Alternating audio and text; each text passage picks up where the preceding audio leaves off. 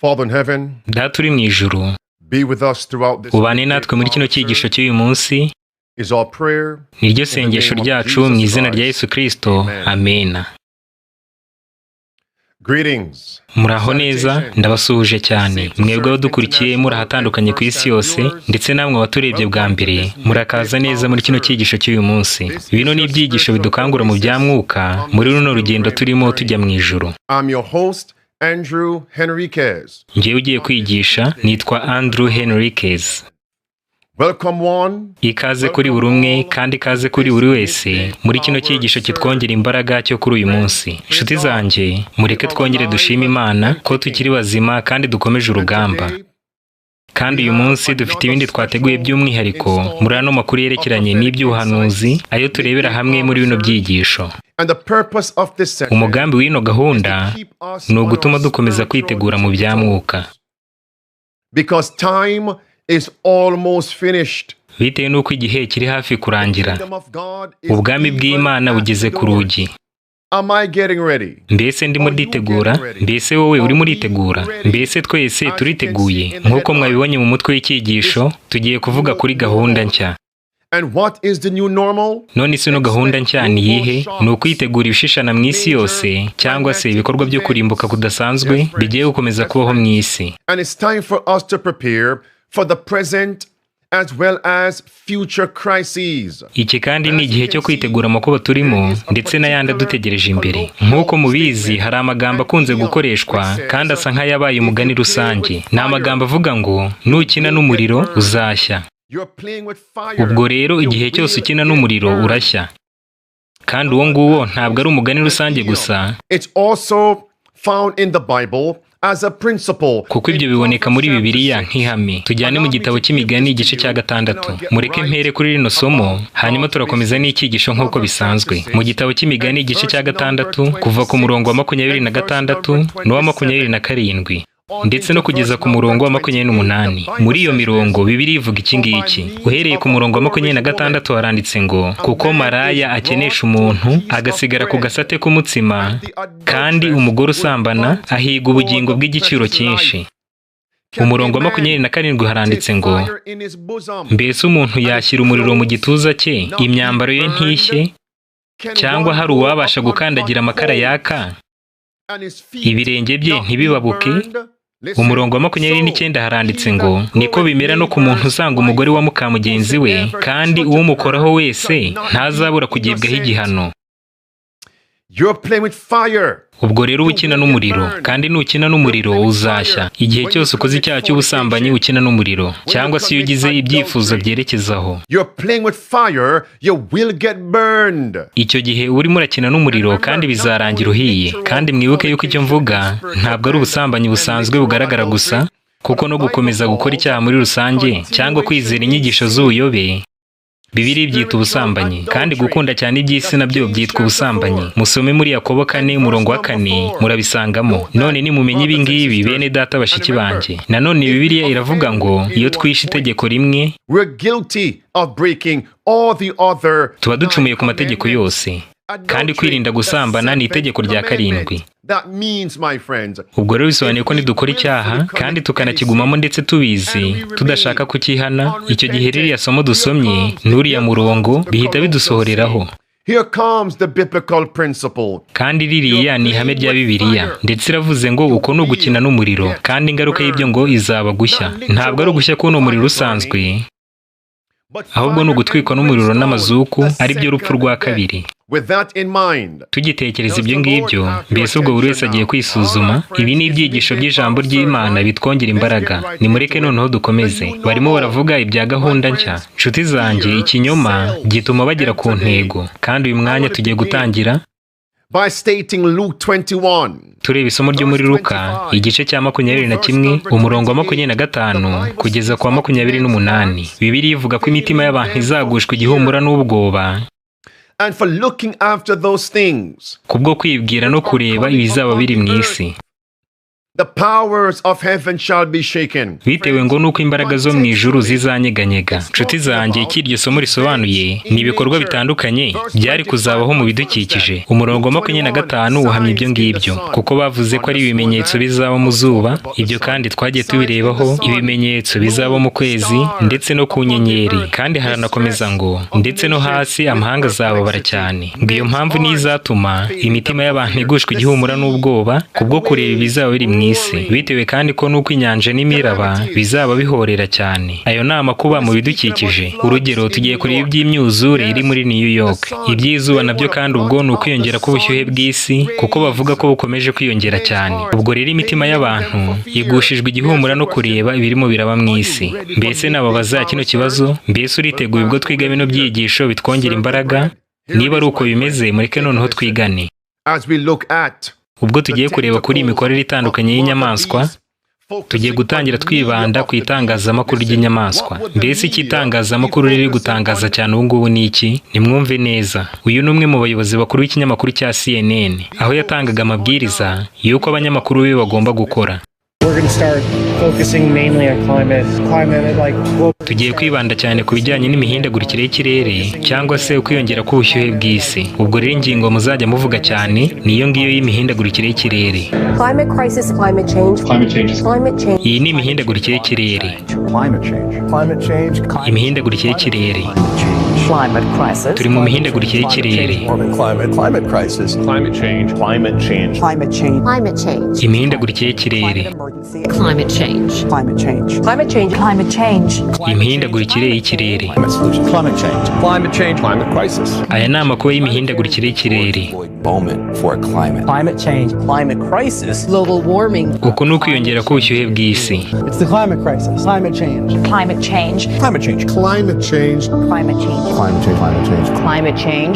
Imihindagurikire y'ikirere ni ikibazo kiriho. Umubumbe wacu urimo kugurumana. Mbese uratekereza cyane ko kuvuga imihindagurikire y'ikirere bitazatera abantu ubwoba? Yego niko bimeze, kuko ubwoba ni igikoresho gikomeye. Ngo ubwoba ni igikoresho gikomeye cyane nk'uko abyivugiye.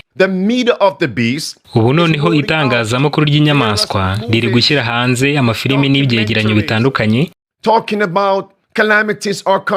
bavuga ku by'ibyago biri kuba ndetse n'ibigiye kuba, kandi ngo bizarimbura imbaga. Ubwo rero ubwoba ni igikoresho gikomeye cyane. Hano The Guardian yaranditse ngo mu cyegeranyo cyiswe Terror Factor cyangwa se inkuru mpamo iteye ubwoba yasohowe na BBC, mu ruhererekane bise isi yongeye kugaruka ku mihindagurikire y'ikirere ikomeye yigeze kubaho ikarimbura ibizima byose mu myaka miliyoni 250 ishize. Barakomeza ngo icyo cyegeranyo gishobora kongera kugira icyo kitubwira ku bijyanye n'ibibazo by'imihindagurikire y'ikirere turimo. Ubwoba rero ni igikoresho gikomeye bene data bashiki banjye, kandi mu gitabo Intambara Ikomeye paje 589 batubwira yuko ibyago n'amakuba bigiye kwiyongera ndetse bikazaba bijyanye n'ibyorezo bizatuma n'imijyi ituwe cyane ubwayo ihinduka amatongo n'ibidaturwa. Umuhanuzi yavuze ko ibyo ngibyo bizakurikirwa no kuramya gupfuye. Noneho nimurebe iki Intambara Ikomeye paje 589 hakomeza kuvuga kuri iyi ngingo. Havuga ko aya makuba atandukanye azarushaho kugenda yiyongera, ari nako arimbura abantu n'ibintu byabo. Ubwo rero itangazamakuru ry'inyamaswa naryo ririmo riravuga ibingibi. Nimurebe ibingibi bene data bashiki banjye. Hano PBS yaranditse ngo ukwiyongera kw'ibihe by'ubushyuhe bidasanzwe bikomeje kuba ahantu hose kandi bigiye kurushaho gufata indi ntera. Ngo niko impuguke zavuze. Ino nkuru nayo iravuga ngo ukwandura kw'amazi y'inyanja kuri hano, kandi sigomba kwitegura ibihe by'ubushyuhe bidasanzwe nk'uko abashinzwe iteganyagihe bo mu muryango w'abibumbye babitangaje. Aha nanone bavuze ngo amazi y'inyanja akomeje kwandura cyane mu isi yose, kandi turi gusatira ibihe by'ubushyuhe bidasanzwe bizakomeza kwiyongera. Ibyo ngibyo rero ntimubyibagirwe, bitewe nuko ndibuze kongera kugaruka ku byo bita ibisubizo bazavuga ko bije guhangana na bino bibazo birimo kwiyongera k'ubushyuhe bw'isi ndetse n'imyuzure idasanzwe. Ino nkuru nanone baravuze ngo ukwiyongera k'ubushyuhe bw'isi gukomeje kuzamuka cyane mu buryo butanga inkuru zikomeye ku isi yose. Aha naho baranditse ngo ibikorwa biherutse kubaho biragaragara ko ino si irimo kwinjira mu kuba umubumbe utazabasha guturwaho. Mbese ubwo ibihe twasomaga twamaze kubigiramo? Yego niko bimeze. Ikindi kandi mugomba kuzirikana ni iki ngiki. Ibi ngibi byanavuzwe n'umuyobozi w'ishami rishinzwe ubuzima mu isi. Mbese icyo yavuze ni iki? Nimurebe hano nawe icyo yavuze. Yaravuze ngo ishami rishinzwe ubuzima mu isi riravuga ko hagiye kubaho ubwiyongere bw'ubushyuhe bw'isi bukomeye cyane kandi mu gihe cya vuba aha ngaha. Ngo ibyo ngibyo bizakurikirwa n'amapfa, imyuzure, inkubi z'imiyaga ndetse n'ibindi biza kamere bitandukanye. Nimwumve noneho hano icyo yavuze. Yaravuze ngo dukwiye kwitegura kuko hagiye kubaho ibihe bidasanzwe bikomeye uhereye muri uyu mwaka wa 2023. None se ubundi ibyo ngibyo bimenya ate? Ni gute Tedros yamenyamo ko hagiye kubaho ibihe bidasanzwe? Hariya hirya ku magambo y'umutuku yaravuze ngo uhereye mu mezi make yagiye kuza hazaba hariho ukwiyongera k'ubushyuhe budasanzwe bw'isi, amapfa, imyuzure, inkubi z'imiyaga, kandi ngo ibyo byose bizibasira umuryango w'ikiremwa muntu. How does he know that? None rero ibi ngibi babimenya ate? Ayo ni amagambo asa n'aboneka mu gitabo cy'intambara ikomeye, paje 589. Ahavuga iby'imiraba, imyuzure, inkongi n'ibindi bitandukanye. Ibi rero nibyo Tedros yavuze. The climate crisis is now one of the major factors determining Amakuba y'imihindagurikire y'ikirere ni kimwe mu bibazo birimo kudindiza ubuzima bw'ikiremwa muntu muri rusange. Ukwandura kw'amazi y'inyanja nk'uko byamaze gutangazwa n'abashinzwe iteganyagihe bikomeje kwiyongera. Global warming is already driving record temperatures. Ibihe byo gushyuha kw'isi nabyo bikomeje kuzamuka cyane. Kuwa kabiri ushize wabaye umunsi wari ushyushye cyane mu mateka yose y'isi. Over the coming months, we expect a range of extreme weather events. Mu mezi make yagiye kuza turateganya ko ubushyuhe bw'isi bugiye kuzamuka cyane. Ibyo bikazatera amapfa, imyuzure, inkubi z'imiyaga, kandi byose bikazagira ingaruka zikomeye cyane ku buzima bw'ikiremwa muntu. All of which does what?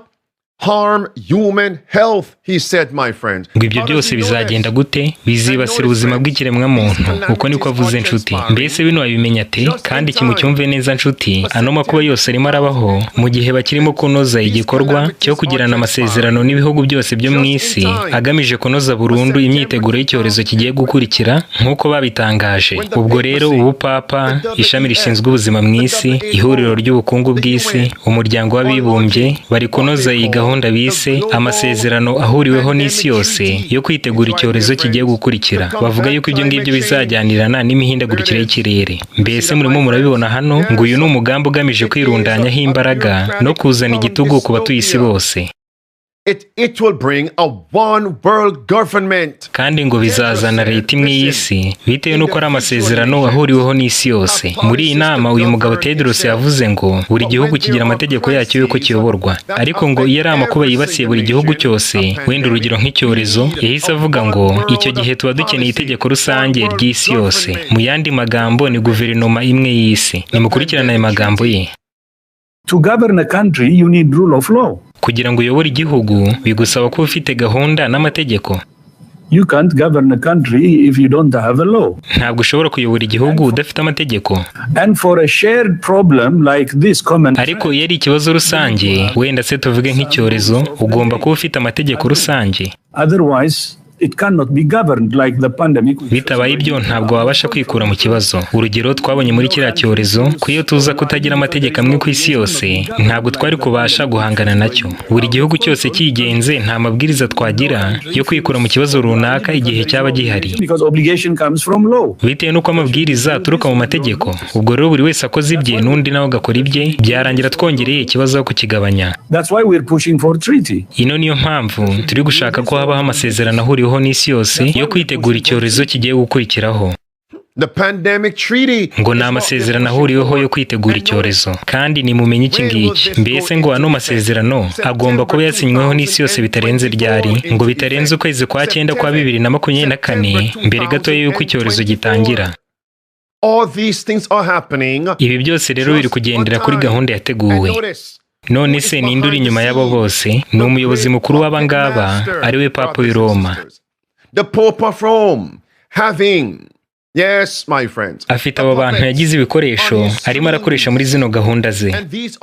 Kandi none imiryango ikomeye cyane iyobora isi. the WEF, urugero ihuriro rishinzwe ubukungu bw'isi, ubwo turavuga Klaus Schwab, hakazamo umuryango w'abibumbye, ubwo ni Antonio Guterres, hakazamo ishami rishinzwe ubuzima mu isi, ubwo ni Tedros Adhanom, ndetse na John Kerry, ubwo ni mu mihindagurikire y'ikirere. Ibi ngibi byose rero bihuriye hamwe. Muri Danieli igice cya 2 umurongo wa 43 na 44 aya masomo ari gusohora. Aha handitsemo ko ibyuma byari kuzagerageza kwivanga n'ibumba, ariko ntabwo byari kuzafatana. Ubwo ibyuma ni ubwami bwa Roma, noneho ibumba bikaba ibihugu bitandukanye by'isi.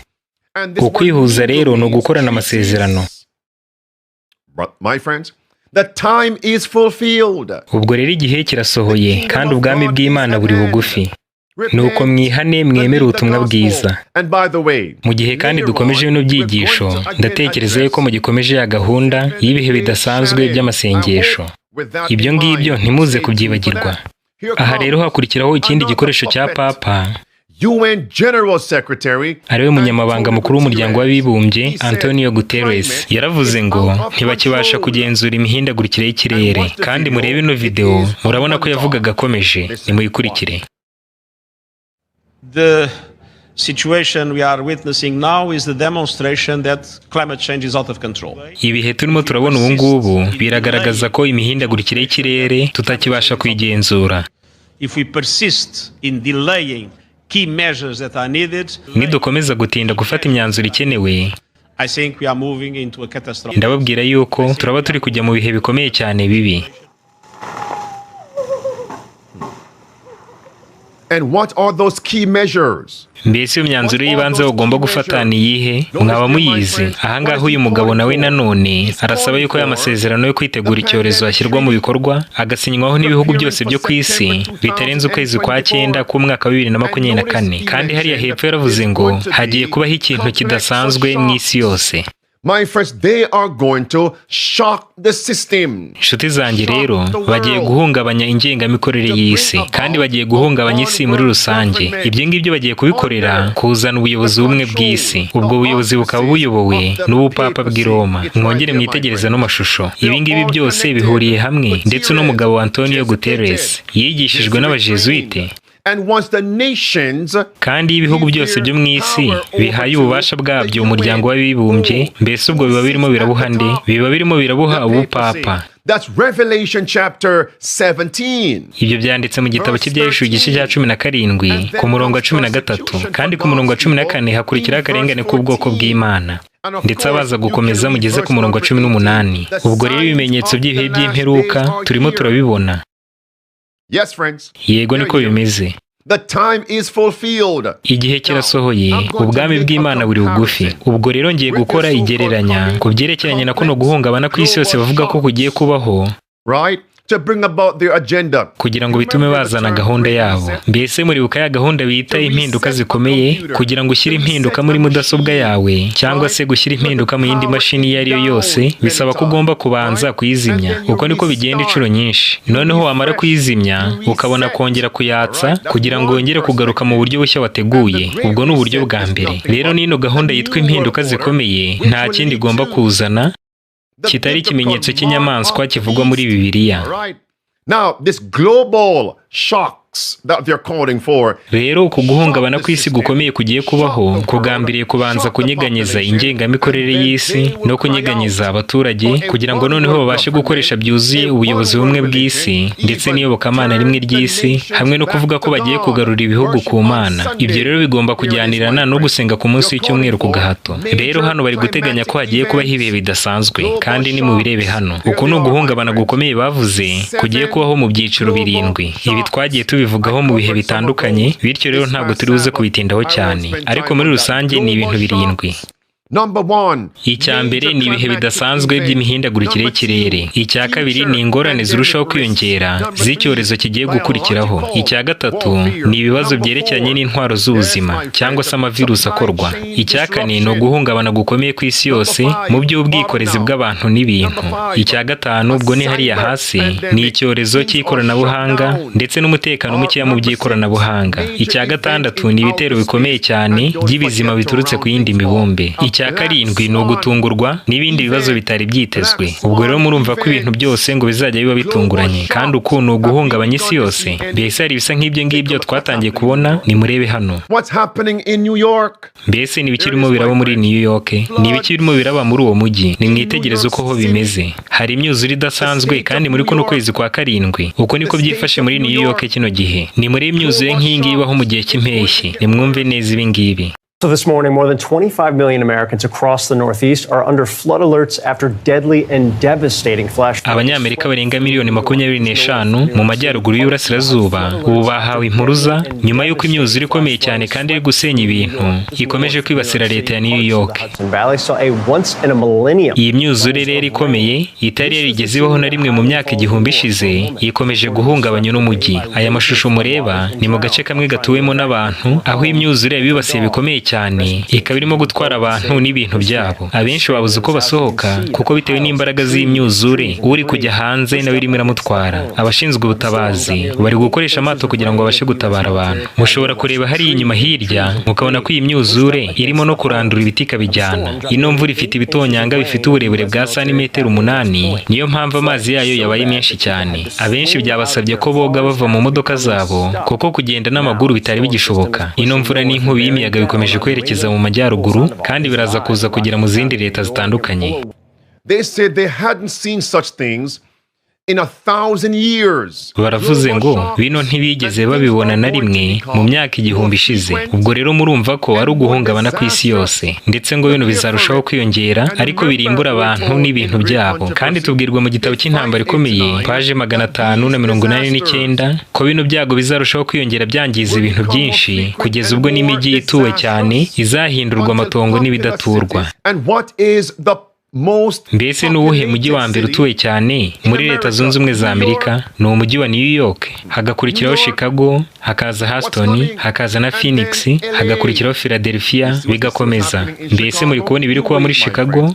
And what are they going to blame? Mbese bagiye kuvuga ko impamvu y'ibi ngibi ari iyihe? Ngo nuko abantu badakunda Imana kandi bakaba barataye imico mbonera. Iyo rero ni izayo impamvu yo kuvuga bati tugarure kino gihugu ku Mana. Ubwo rero hagiye kubaho guhungabana kw'isi gukomeye cyane kandi imitima y'abantu izagushwa ubwoba no kwibwira ibizaba birimo biraba mu isi. Mbese muribuka muri Luka igice cya 21 ngo hazabaho ibimenyetso ku zuba, ku kwezi no ku nyenyeri, kandi no mu isi amahanga azababara cyane, ndetse ngo bazahinda umushyitsi ubwo bazumva inyanja n'imiraba bihorera cyane. Ubwo rero ibyo nibyo bizatera imitima y'abantu kugira ubwoba kubwo kureba ibyo bintu bizaba birimo biraba mu isi. Byanditse muri Luka igice cya 21 umurongo wa 25 kugeza ku 28. Rero igihe kirasohoye, harimo harabaho ibintu biteye ubwoba cyane mu isi yose. Mbese ni ukubera iki? Ni ukubera iki bano bayobora isi y'umwijima ndetse n'imiryango ikorera mu bwiru bari ku muvuduko nk'umurabyo mu guteza n'amakuba akomeye cyane mu isi yose?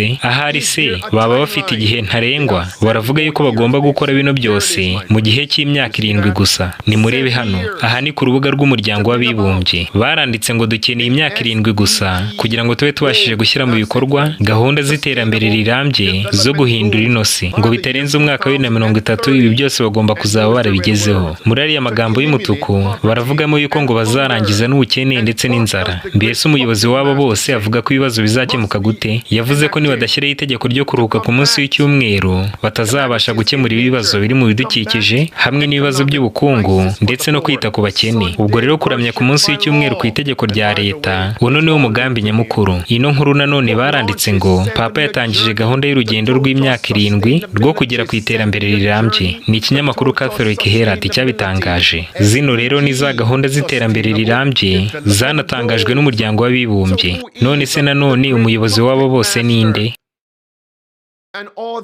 Ninde abangabo bose bane n'abandi bari inyuma yabo bari gukuraho gahunda bari kugenderaho? Ni Antikristo Papa w'i Roma. Bavuga yuko bita ku bakene, ariko nk'uko ibyanditswe byera bibivuga, ino shusho ibitwikiriye imigambi mibi y'ubwicanyi. Nanone hano bakomeje bavuga ko bageze mu gihe cyo guhindukiza ino si. And what does inspiration say? Mbese ni iki byahumetswe bivuga? Ngo igihe tubona bageze muri kino gihe bita gutya, birakenewe cyane ko ukuri kw'iki gihe ari wo mucyo ukenewe n'ab'iki gihe utangwa ahantu hose. nimuza gusoma aya magambo yose muraza kubona yuko umucyo ugomba gutangwa ahantu hose. Ibi rero kandi ngo bihuye n'urugamba rwa nyuma rw'intambara iri hagati y'icyiza n'ikibi, niko byanditse kuri ariya magambo yo hepfo atukura. Mbese urugamba rwa nyuma ni uruhe? Rubanziriza kugaruka kwa Yesu, rw'icyiza gihanganyemo n'ikibi. Dushingiye mu Byahishuwe igice cya 14 umurongo wa 9 kugeza kwa 16 dusangamo ko ari ikimenyetso cy'inyamaswa. Ubwo rero dukwiye guhora twibutswa ibi ngibi nubwo dusanzwe tubizi. Ndababwira nanone ngo igihe kirasohoye, ubwami bw'Imana buri hafi, nuko mwihane mwemere ubutumwa bwiza.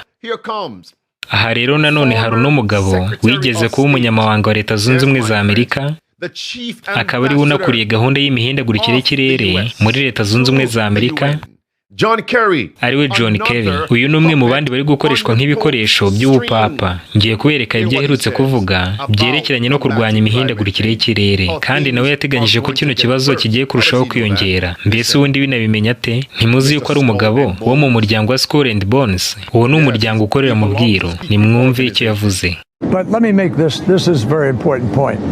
The climate crisis is growing by the day. Ino rero ni ingingo ikomeye cyane. Amakuba y'imihindagurikire y'ikirere ari kurushaho kwiyongera umunsi ku wundi. Muherutse kubona ibimaze kuba muri New York, kandi siho honyine ni no ku isi yose muri rusange. Iminsi ishyushye cyane mu mateka y'isi nibwo bwa mbere irimo iratangazwa, kandi ibi ngibi ntibyigeze bibaho na rimwe. Ndetse aya mezi abiri kwa gatandatu no kwa karindwi azaba agize impeshyi ya mbere ishyushye cyane mu mateka yose y'isi. Ibi ngibi turabizi kubera ko siyanse irabitubwira, ndetse na mama wacu ari we si arabitubwira anyuze mu byo arimo aratwereka birimo biraba. Ubwo rero dukwiye guhuriza abatuye isi bose hamwe tukajya mu biganiro, nibwo buryo bwonyine bwo gukemura kino kibazo.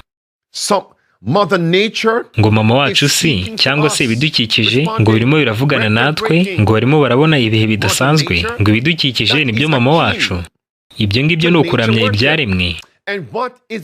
Mbese ni ikihe kigirwamana gikuru abaramya ibigirwamana bose basenga? Ni ikigirwamana ari cyo zuba. Mbese turi kumwe inshuti zanjye, kandi binyuze mu kuramya izuba niho bakuye umunsi bita umunsi w'izuba, ariwo Sunday. Byahereye ku mwami w'abami Constantine, ariko no muri Ezekiyeli igice cya 8 kuva ku murongo wa 16 kugeza ku murongo wa 18, ibyo ngibyo birahari. Aravuze ati abatuye isi bose tugomba kubahuriza hamwe mu biganiro. Mbese ibyo ngibyo bisobanuye iki?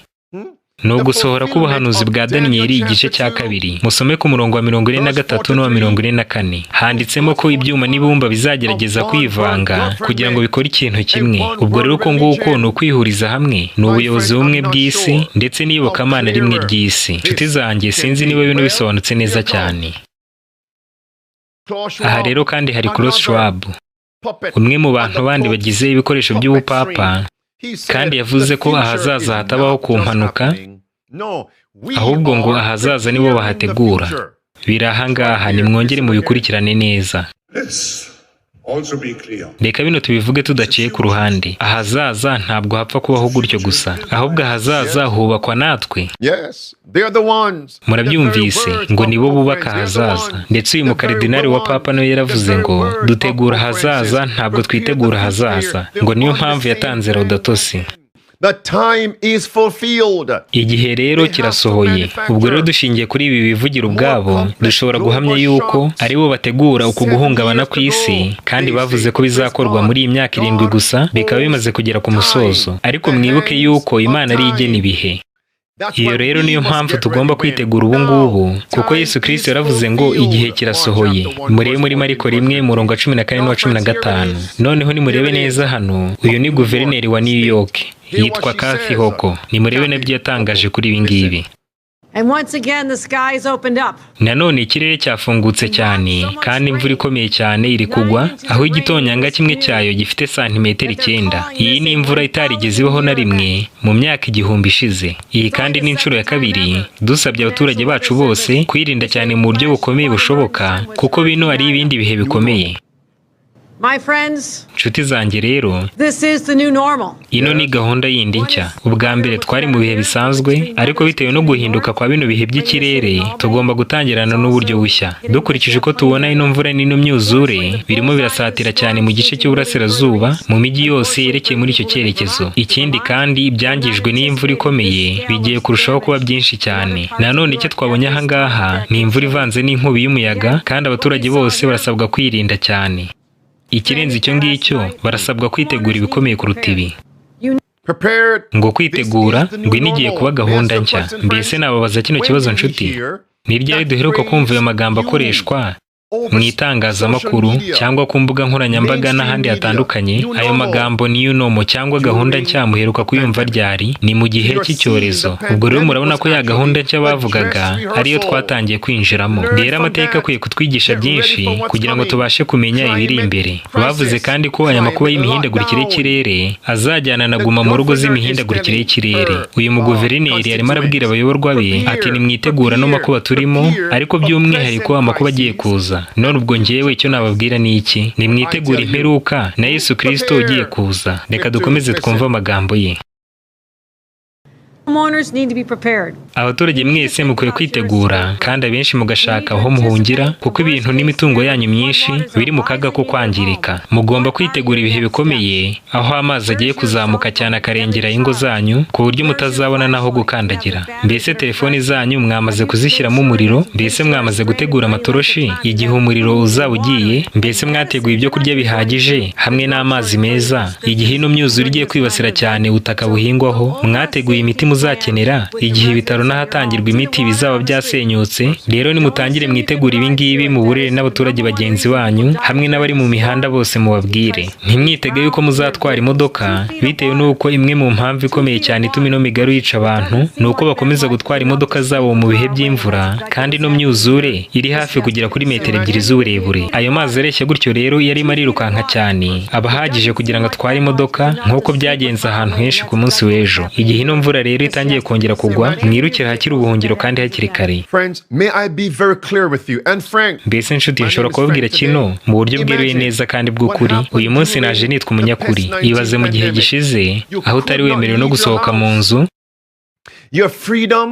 umudendezo wawe washyizweho imipaka ikomeye cyane. Tekereza rero uko bizagenda. Ibyago by'imihindagurikire y'ikirere nibirushaho kwiyongera cyane, kandi twabonye bavuga ko uko ari uguhungabana ku isi yose. Kandi bamaze kuvuga ko bino byose bizabaho mu gihe gito nk'icyo kuvuga k'urutoki. Ibaze rero utazashobora kugenda kandi yafungiraniwe mu mujyi, mbese azakora iki?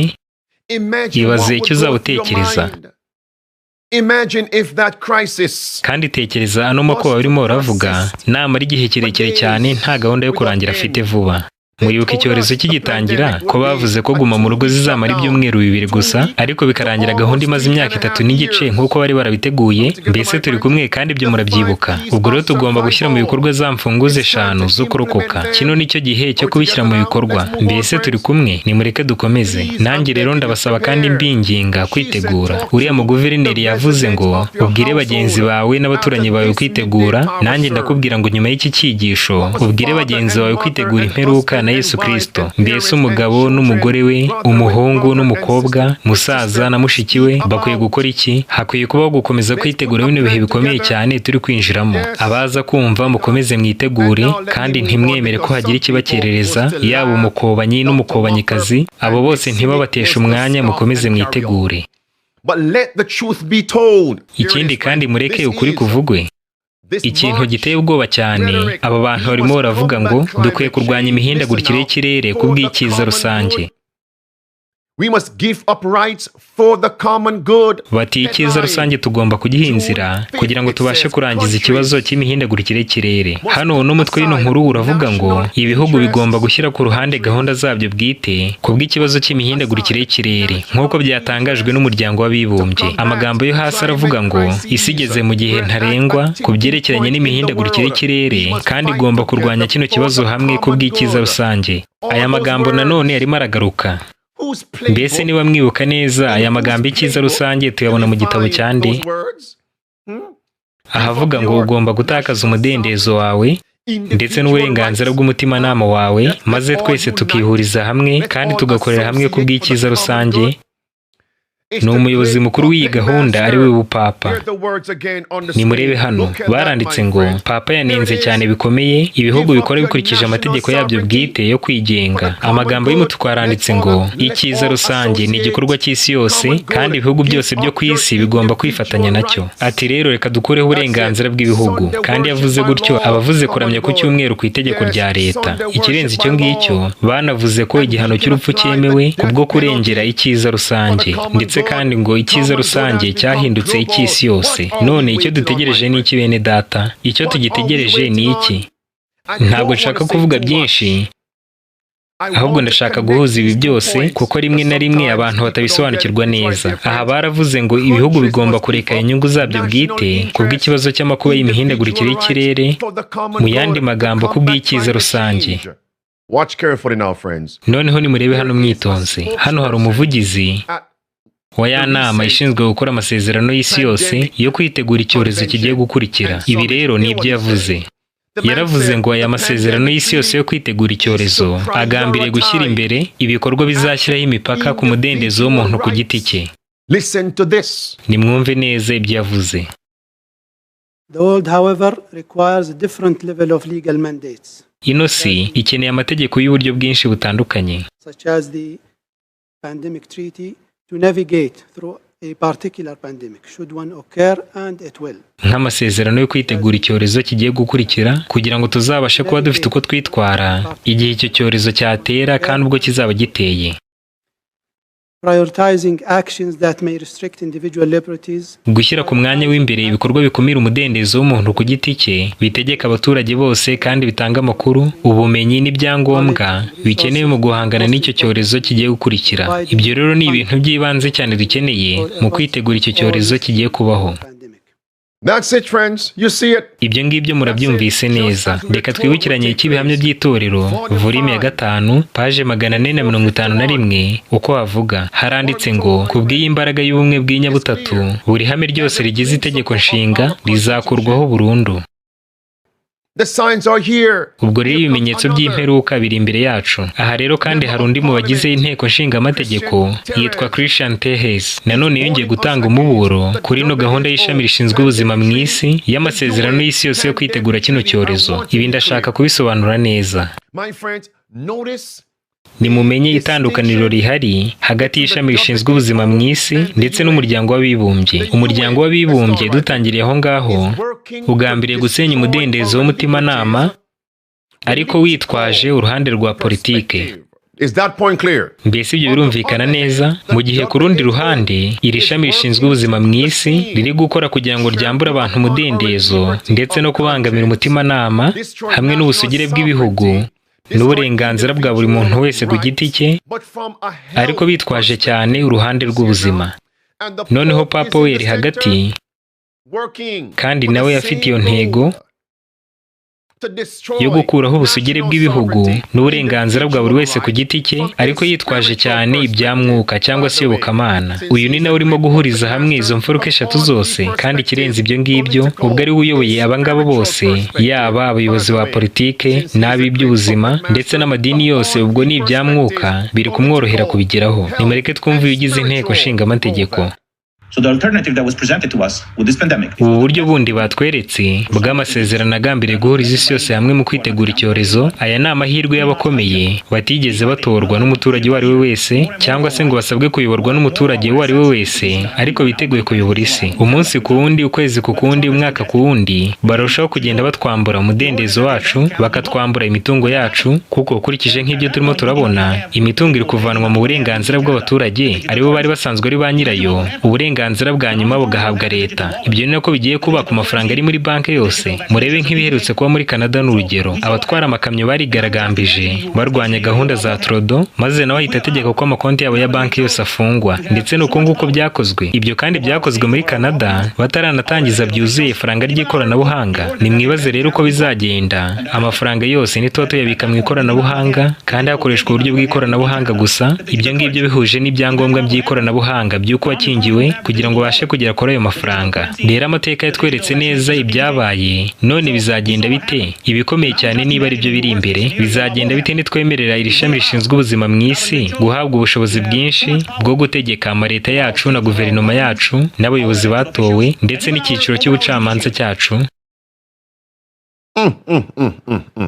Let me not give any commentary. Reka ne kugira ibintu byinshi mvuga, kuko ubu noneho murimo murabona ibigiye kuba. Reka turebe amashusho akurikira. Because over the years, over the centuries, I would say, Bitewe no ku myaka myinshi cyangwa se mu binyejana byinshi, ubwo amaleta yigenga yatangiraga kubaho, we had the so-called separation of power in the state. You had what we have. habayeho icyitwa gutandukanya imbaraga. The executive power, legislative power, and the judicial power. Imbaraga za leta n'iz'itorero zaratandukanye, ndetse n'iza politike zijya ukwazo, iz'abashyiraho amategeko nazo zijya ukwazo, ndetse n'imbaraga z'ubucamanza nazo zijya ukwazo. And the reason why the power was split among three different powers in the state. Impamvu kandi izo mbaraga twazitandukanyije muri ubwo buryo butatu butandukanye ni ukugira ngo uburenganzira bw'umuntu ku giti cye bubashe kurindwa. Ahari kandi navuga ngo kugira ngo bubashe gucungurwa, kugira ngo wenda urugero niba urenganyijwe mu rwego rw'abashyiraho amategeko ubashe kujya mu rwego rw'ubucamanza rukurenganure, cyangwa se niba urenganyijwe n'umunyapolitike witabaza abanyamategeko. None ni mwibaza uko bizagenda izi mbaraga zose zifata imyanzuro niziba zibumbiye hamwe kandi ziri kuyoborwa n'irishami rishinzwe ubuzima mu isi. Mbese ubwo zarega he ari bo bayobora iby'ubucamanza? Mbese hari icyo uzabasha kongera kuvuga ku bijyanye n'icyorezo kandi ari bo babiyobora? Nuhe mucamanza uzakurenganura kandi nawe ari kugendera ku mategeko y'urega? Ubwo rero iterabwoba rikomeye turi guhura naryo uyu munsi ni abashaka kwibasira ubusugire bw'ibihugu byacu no kumva yuko basumba itegeko nshinga rigize ibihugu byacu. Ikirenze icyo ngicyo bakumva yuko basumba uburenganzira bwacu. Mercy. They're crying out. Uyu nawe ari gutanga umuburo, kandi natwe turasabwa gukomeza ubuprotestanti nk'uko byari bimeze mu bugorozi bwa giprotestanti. Umudendezo w'umutimanama uragiramiwe. Reka dukomeze twumve. Because if all of these powers that were granted through our constitutions to our national institutions or authorities will be handed over to a global institution. Bitewe n'uko izi mbaraga zose twahawe n'itegeko nshinga dufite rikaba ari no mu bihugu bitandukanye byinshi, ubwo bubasha bwose barashaka kubwegurira umuryango umwe w'isi kandi ugambiriye guhuriza isi yose hamwe, ndetse uwo muryango tudafitemo n'uruhare bitewe n'uko nta n'umwe muri twebwe uba warabatoye. Ibyo nibibaho uburenganzira bwacu buzahita bugenda burundu, kuko bashobora gufata imyanzuro runaka nk'iyi bavuga ko igambiriye kwitegura iki cyorezo maze bagashyiraho amategeko agambiriye kwambura abantu umudendezo wabo kandi nta bubasha bwo kugira icyo uvuga tuzaba tugifite. Friends, if you think that we are not living in the last days, none inshuti zanjye, niba udatekereza ko tubayeho mu minsi y'imperuka, ibyo byatuma nifuza kumenya neza uko imibereho yawe y'ibyamwuka ihagaze. Ibimenyetso by'imperuka biri imbere yacu kandi igihe kirasohoye. Ino niyo mpamvu tugomba kwihuriza hamwe kandi tugakorana na Yesu Kristo, tugashyira mu bikorwa ya mahame 5 arizo za mfunguzo 5 zo kurokoka. None inshuti, ngiye gukomeza imbere kugira ngo mbere kuko kuno guhungabana ku isi yose urimo uravuga gufitwemo uruhare rukomeye mu gutegurwa n'abo bavuga ko ari gukura isi muri bino bibazo. Ntimugire ngo ibi ngibi ndimo ndabikura mu mwuka, ahubwo ngiye kubabwira aho mwabisanga. Mwandike Matayo 24 umurongo wa 7 kugeza kwa 9. Ariko mwibande cyane ku murongo wa 9. Ku murongo wa 9 haranditse ngo igihe kiraje. Ubwo ubwoko bw'Imana buzangwa n'amahanga yose. Ibyo ngibyo mu ncamake bisobanuye ubuyobozi bumwe bw'isi, kuko nta bundi buryo amahanga yose yahuriza kuri gahunda imwe aramutse adafite ubuyobozi bumwe. Ikindi, iryo somo riratubwira ko amahanga ari kwihuriza hamwe kubw'umugambi umwe wo kurwanya ubwoko bw'Imana. Mbese ikintu nyamukuru batubwira mu gice cya 24 cya Matayo ni ikihe? Nimuhere ku murongo wa 7 muraza kubyumva neza. Batangira bavugamo iby'amakuba atandukanye adasanzwe, iby'inzara, ibyorezo, imitingito y'isi, kandi mu bice bitandukanye mu isi yose.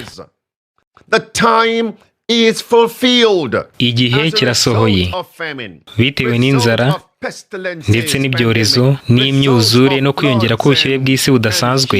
N'iminsi ifite ibintu by'umwihariko itarigeze ibaho.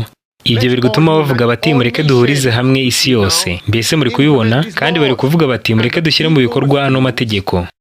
Nuko buri wese utajyanye n'ayo mategeko agomba kuzangwa n'amahanga yose. Muribuka abantu banze gahunda y'i Babuloni n'uburozi bwa Kayizari arizo nshinge z'icyorezo. Amahanga yose yari yaturakariye. Ikindi kandi isi yose iri kuvuga yuko ari twe tuyiteza ibibazo. Iti rero turi umugayo kuri yo.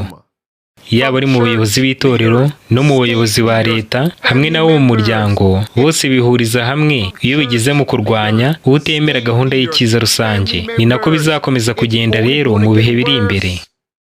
Hano mu ntambara ikomeye paje 589 haranditse ngo Satani yize cyane amabanga y'imibereho y'ibyaremwe kandi ari kwitwaza ubwo bumenyi ubu ngubu. Muribuka yuko muri Bibiliya Satani nabwo yahinduye ibihe by'ikirere kugira ngo yibasire imitungo ya Yobu n'akazi kiwe n'amazu ye n'abagaragu be n'urubyaro rwe, nk'uko byanditse muri Yobu igice cya mbere n'igice cya kabiri. Uko rero ni nako bigiye kugenda muri no minsi y'imperuka, nk'uko byanditse muri Yakobo 5 umurongo wa 7 kugeza ku murongo wa 11. Is that point clear now, friends? Mbese ibyo noneho birasobanutse neza, ni murebe ibintu bigiye kuba. Ino nkuru ya Fox News iravuga ngo umuryango w'ubumwe bw'Uburayi uri muri gahunda yo guhagarika imirasire y'izuba kugira ngo bashe kurwanya imihindagurikire y'ikirere. Icyo navuga kuri ibi ngibi ni iki ngiki. Mbese muribuka mu myaka itari mike ishize ubwo twagaragazaga ibi ngibi kwa leta n'abahanga mu bya siyansi bayo n'abajesuite na Vatikani muri rusange ko bafite ubushobozi bwo guhindura ibihe by'ikirere. They called us conspiracy theorists. Icyo gihe batwitaga abamamaza amakuru y'ibihuha, ariko ubu ngubu barimo barabyivugira. Barimo baravuga ko bashobora kohereza ibintu runaka mu kirere maze ngo ukabasha guhagarika imirasire y'izuba. Mbese ubwo ntibashobora no guhindura ibihe mu zindi mfuruka zitandukanye? Mbese ubwo noneho turabigisha amakuru y'ibihuha? Nimukanguke nshuti, abavuga gutyo ni abadafite icyo bazi, kuko bano bantu biyemeje rwose kurwanya Imana. Nimurebe hano, mbese murabibona neza? Baranditse ngo bimwe mu bisubizo byo kurwanya imihindagurikire y'ikirere harimo kohereza mu kirere ibinyabutabire by'umwuka w'icyiswe stratospheric. Ibyo binyabutabire bikazatuma umwuka wo mu kirere urushaho kwegerana, bityo bitume imirasire y'izuba igera ku isi igabanuka. All right, friends. But notice, noneho nimumenye iki ngiki. Hano ni mu muryango w'ubumwe bw'Uburayi. Ibi ni ibihugu byibumbiye hamwe by'Uburayi. Mbese bimeze bite muri Leta Zunze Ubumwe za Amerika? Nimunyumve kandi mwitonze. Mbese bimeze gute muri Leta Zunze Ubumwe za Amerika? Mbese Leta ya Amerika iri kwitegura gukora ibisa nk'ibi ngibi nayo? Igisubizo ni yego. Nshuti zanjye, kuno ni ugusora kw'Ibyahishuwe 13, ariko munyemerere mbanze mbahe amakuru y'ibiriho. Bwa nyuma ndaza kubaha ibyanditswe byera. Nimurebe, mukurikire kandi mubyibazeho. Thanks to the US, the White House has released a report. Ibiro bya White House byasohoye raporo. It indicates that the Biden administration wants to study altering sunlight. Igaragaza ko ubuyobozi bwa Biden buri kwiga uko bwahindura imirasire y'izuba ndetse n'ibihe by'ikirere muri rusange kugira ngo babashe gukonjesha isi, bagabanye ubushyuhe buyirimo ndetse bagenzura ibihe by'ikirere uko babishatse. Muri ino raporo kandi bavuzemo ko bashaka gushyiraho imirasire ntarengwa y'izuba igomba kugera mu isi. Bavuzemo ko bashaka kwegeranya umwuka wo mu kirere cyangwa se kugabanya amazi yo mu nyanja azamuka mu kirere. Ibi byose bigendereye gahunda imwe yo kugenzura ibihe by'ikirere. Ibyago bihari nuko ibi bishobora gutuma isi irushaho kuba mbi cyane kuruta uko imeze ubu ngubu. Bishobora kwangiza kandi umusaruro n'ibiribwa muri rusange. Ikirenze ibyo ngibyo bishobora kongera by'umwihariko cyane ubushyuhe bw'isi. Zimwe mu mpuguke zatanze umuburo mu kwirinda ibi ngibi, ariko biragaragara ko Leta ya Amerika iri gukora bino kandi ikomeje cyane. Ibiro bya White House rero bigomba kumenya yuko birimo birakina n'umuriro. They're playing with fire.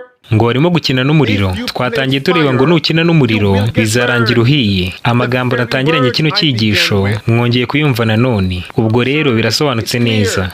They can manipulate the weather. Bashobora guhindura ibihe by'ikirere. Hano rero hari isomo mugomba gusoma. Ibyahishuwe 13 umurongo wa 13 kugeza kwa 15. Haranditse ngo imanura umuriro uvuye mu ijuru ugwa mu isi imbere y'abantu, nuko yubesha bari mu isi yose ibyo bimenyetso. Kandi iyo nyamaswa ni nayo irema igishushanyo cy'inyamaswa. Umurongo wa 15 haranditse ngo iha ububasha icyo gishushanyo cy'inyamaswa guhumeka. Kugira ngo bigende gute? Kugira ngo icyo gishushanyo cy'inyamaswa kivuge kandi cyicishe abatakiramya bose. ubwo rero mu bundi buryo twanavuga ngo izuba rifite aho rihuriye n'umuriro, kandi nanone dushobora kurikoresha mu gusobanura amagambo yanditse mu Byahishwe 13 umurongo wa 13 kugeza kwa 15. ubwo rero igihe kirasohoye. None rero reka tugere ku musozo. Abadukurikiye muri uyu mwanya, mbese murabona uko imperuka iri bugufi? Ubwami bw'Imana buri bugufi. Amakuba y'ikimenyetso cy'inyamaswa ari cyo kuramya ku munsi w'icyumweru ku itegeko rya leta, ibyo birarenda gushyirwa mu bikorwa, kandi icyo gihe kugura no kugurisha ntibizaba bigipfa gushoboka. Ubwo rero muri Mariko igice cya mbere umurongo wa 14 no 15 haranditse ngo igihe kirasohoye, nuko nimwihane mwemere ubutumwa bwiza. Haracyari ibyiringiro muri Yesu Kristo. Mukomeze ya minsi 7 ya gahunda dufite yo kubana n'Imana. None rero nshuti zanjye, abakurikiye itangazo twanditse ko buri wese aziga ibijyanye n'icyo byashushanyaga mu bijyanye n'imitsima idasembuye. None ndagira ngo muze kumpa ingingo imwe y'icyo mwabashije kubona ubwo mwigaga iby'imitsima idasembuye. Mbese ibyo mwungukiye kuri iyo ngingo ni ibihe? Ni iyihe ngingo mwibanzeho cyane ejo hashize? Ariko ndabizi yuko abenshi muri mwe mutamenye iby'iyo gahunda y'ejo, bityo rero ngiye kubigarukaho gato. Icyo twari twavuze kwiga ejo cyari kihe? Nimumbwire byibuze ingingo imwe. Uwitwa Frontine aranditse ngo ni ugupfa ku cyaha. Clifford aranditse ngo ni ukudakora ibyo gukiranirwa. Sharon aranditse ngo iby'imitsima idasembuye bisobanuye kwezwaho icyaha. Undi ati ni ukwihana. Mbese abandi igitekerezo cyanyu ni ikihe? Undi aranditse ngo nabonye bisobanuye gupfa buri munsi ku cyaha. Stella aranditse ngo ni ukunesha icyaha. Conwell ati ni ukwegurira byose Imana. Ndabona rwose mwarabyize, ariko nanone mukomeze mutange ibitekerezo. Hari ikintu kimwe nshaka. Nanone abenshi barimo baragaruka ku bijyanye no kunesha icyaha, abandi nabo bati ni ugutsinda icyaha. Ndashaka ko mugaruka cyane ku bijyanye n'imitsima idasembuye. Okay, mukomeze mutange ibisubizo byanyu. None rero icyo tubwirwa mu gitabo cy'intambara ikomeye paje 579 ni uko ano makuba atandukanye yategurwa, kandi ubwo tugendeyeho ngaho amakuru yose batanga bari ibinyoma, ndetse byanditsemo yuko igisubizo ari uguhatira abantu bose gusenga ku munsi w'icyumweru, kandi ngo iyo gahunda iri kwihuta cyane igerwaho mu buryo bwa vuba. Twabonye aho batubwira ngo bigomba gukorwa mu gihe cy'imyaka 7 gusa. Mbese turi bugufi bingana iki nshuti? Ndabona ibitekerezo bigikomeje kuza. Hano rero hari umukoro wanyu. Mufate igitabo Imigani ya Kristo. Kino gitabo Imigani ya Kristo harimo igice cya 7 cyitwa ngo with 11 page 9 like unto leaven. Nk'umusemburo. Aho ni mu gitabo cy'icyongereza. Leaven in one sense represents sin. Umusemburo rero bisobanuye icyaha. Ibyanditswe byera nabyo ni uko nguko bisobanura umusemburo. But I want to point you to, ariko hari ikindi nshaka kubabwira ari cyo umusemburo usobanura. Does anyone know in the chat? Mbese hari uwaba ubizi mu badukurikiye aka kanya? Ubundi busobanuro bw'umusemburo ni ubuhe?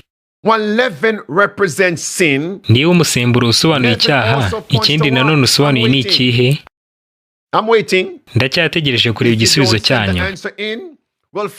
Nimudatanga igisubizo ntabwo turi buze gusoza kino cyigisho.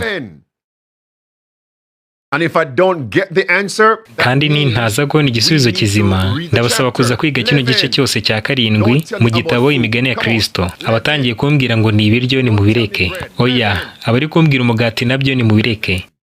That's why you all need to read it. I don't see the answer yet. Ino niyo mpamvu mukeneye kwiga kino gice cya 7 nanone. Ntabwo nari nabona igisubizo nyacyo. Umwe aranditse ati ni inyigisho z'ibinyoma, ndabona n'ibindi bitandukanye. Leaven also represents grace. Ariko se mwari muzi yuko umusemburo nanone ushushanya ubuntu? Ndavuga ubuntu bwanditse mu Efesi igice cya 2 umurongo wa 8 kugeza kwa 10. Matayo 13 umurongo wa 33 haranditse ngo ubwami bw'Imana bugereranywa n'umusemburo umugore yenze akawushyira mu myariko 3 kugeza aho iri busemburirwe yose. Ubwo rero nanone umusemburo bisobanuye ubuntu bwa Kristo. ariko aho ngaho ndavuga mu buryo bwiza. Ubwo rero umusemburo nanone usobanura ubuntu bwa Kristo. Ibyo ngibyo kandi ntimubyibagirwe. Ndavuga kandi kunesha icyaha. Muri Tito igice cya 12 umurongo wa 11 kugeza kwa 14 handitse ko dutegereje ibyiringiro by'umugisha ari byo kuboneka kwa Yesu Kristo, kandi tugomba kunesha icyaha. Kuri paje 96 mu gitabo cy'icyongereza hano muri kino gitabo Imigani ya Kristo haranditse ngo, ariko umuntu ntashobora kwihindura ubwe akoresheje imbaraga ze bwite. Arakomeza ngo, umuntu nta mbaraga na nkeya afite zo kubasha kuzana zino mpinduka mu mutima we. Arakomeza ngo, akeneye imbaraga iturutse hanze imeze nk'umusemburo ushyirwa mu myariko kugira ngo ubashe guhindura ibyifuzo byose by'umuntu ndetse n'iby'umutima we wibwira. Ubwo rero murumva ko ubuntu bwa Kristo bumeze nk'umusemburo uhindura umutima wose mwiza. Arakomeza ngo, agomba kwakira ubuntu bw'Imana kugira ngo umunyabyaha noneho abashe kwemererwa kuzajya mu bwami bwo mu ijuru. Muze gusoma ibisigaye muri kino gice. Ni igice cya 7 mu gitabo Imigani ya Kristo. Arakomeza ngo, imbaraga ihindura umutima mushya igomba gukomoka ku Mana. Ubwo rero igihe kirasohoye kandi ubwami bw'Imana buri bugufi. Ubuntu bwa Kristo n'ubwiza bwe bigomba kuboneka muri twe. Mbese mubashije kumva neza bino bintu nsorejeho? Twavuga ngo amen. Ni bangahe uyu mwanya biyemeje ko bagiye gusoma kino gice cyose cya 7 cyo mu gitabo Imigani ya Kristo uyu munsi utararangira? Niba ari uko bimeze, mwaba dukurikiye aka kanya iki cyigisho kigitambuka, mwandika hariya tuganirira ngo Imigani ya Kristo. Nimugisoma muraza kuza gusobanukirwa neza n'ariya magambo nsorejeho. Mbese twasengera hamwe, mureke dusenge. Father in heaven, Data twese uri mu ijuru, tugushimiye kino cyigisho cy'uyu munsi kandi turasenze ngo uduhe ubuntu bwawe. Turagusabye kugira ngo uduhe uyu musemburo mwiza aho kuba ari umusemburo w'icyaha. Uduhe kugira ngo uyu musemburo w'ubuntu bwawe uboneke mu mitima yacu. Nk'uko umugore ashushanya itorero, iriya myariko 3 yanditse muri Matayo 13 umurongo 33 ikaba ishushanya ibice bitugize birimo iby'umwuka, iby'ubwenge n'iby'umubiri. Nuko rero Mwami, utuminjagiremo ubuntu bwawe mu mbaraga zacu z'ubwenge, iz'umwuka ndetse n'iz'umubiri. Uyu munsi tugusabye gusohoza isezerano ryawe ryo mu rwambere rw'Abatesalonike igice cya 5 umurongo wa 23 kugeza kwa 24. Wasezeranye ko dushobora kwezwa byuzuye mu by'umwuka, mu by'ubwenge n'iby'umubiri. Kandi wavuze ko uwaduhamagaye ari uwo kwizerwa ndetse ko no kubikora azabikora. Tugushimiye kubw'iryo sezerano kandi uduhe kuguma turi abizerwa. Ikiruta byose, dukomeze gahunda yo kubana nawe. Uduhe kugira ngo Umwami Yesu azukire muri twe, ubwo natwe tuzukira muri we kugira ubugingo bushya. Ibyo byose tubiterwe n'ubuntu bwe bumeze nk'umusemburo ugera mu mubiri wacu wose ugahindura byose bishya. Kandi we kuba ari umusemburo w'icyaha. Uduhe kuguma turi abizerwa. Ni mu izina rya Yesu tubisabye. Amen. Nshuti zanjye rero, nshuti zanjye, byari byiza cyane kwicara imbere y'ibirenge bya Kristo. Ubwo rero kubwo gufashwa n'Imana tuzabonana ku munsi ukurikiye mu kindi cyigisho kitwongera imbaraga nk'iki ngiki. Ariko ikiruta byose mwibuke iki ngiki: Maranatha, Umwami Yesu Kristo araje. Nuko mutangire mushyire mu bikorwa za mfunguzo 5 zo kurokoka. Ubu Protestanti buracyakomeje. Reka twese dusangwe turi abizerwa. Amena. Imana ibahe umugisha.